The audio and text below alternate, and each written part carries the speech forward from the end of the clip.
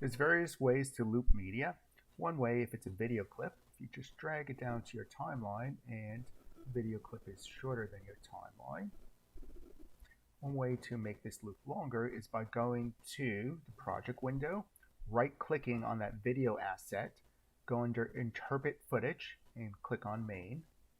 And there, if you go to the very bottom, loop, how many times to loop this segment, let's say I type in number 10 and click OK.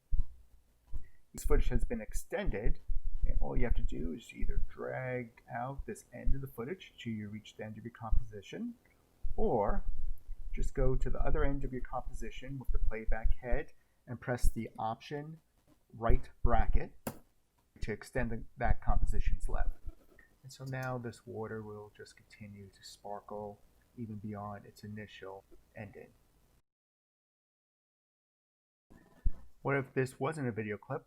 It was just a composition that you want to loop over and over again. If I right click this star composition, there's no option to interpret the footage, it's grayed out.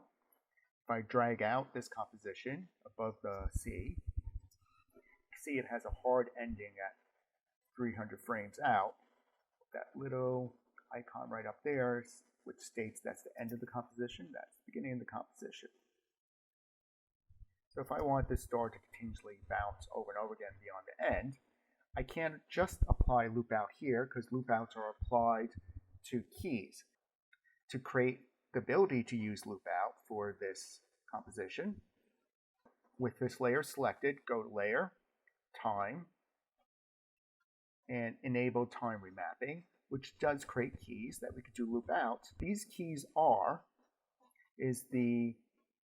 take 4. This is each key represents a remapping of moment in time, and you start at 0 and you go to the end of the composition, which is 300.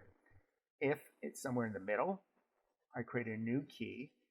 If I made that a higher number, that means from the animation curve, take 2, that means it's going to do all these keys faster and then do these slower because this key in the middle is a higher frame number than what was naturally there. I'm going to remove this key and hit undo. So before doing take 4, so to make this now loop over and over again, if I drag this out here, there's no additional keyframes, so it's not going to put any extra information. I'm going to have to use the loop out, so Option click and type in loop out, and now you can see it's going to repeat, but there'll be this moment of flash right around here where the composition stops looping and then begins again. To get rid of this little momentary disappearance of the composition, all that means is go to this key and making sure you're at that key by using the go to next frame and standing right on the key with the playback head. And whatever this frame is, just do that frame number minus 1.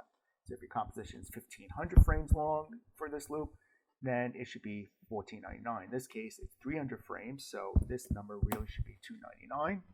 Pressing enter, and that will get rid of that momentary flash. And now the star will just continuously bounce. Let me start from here.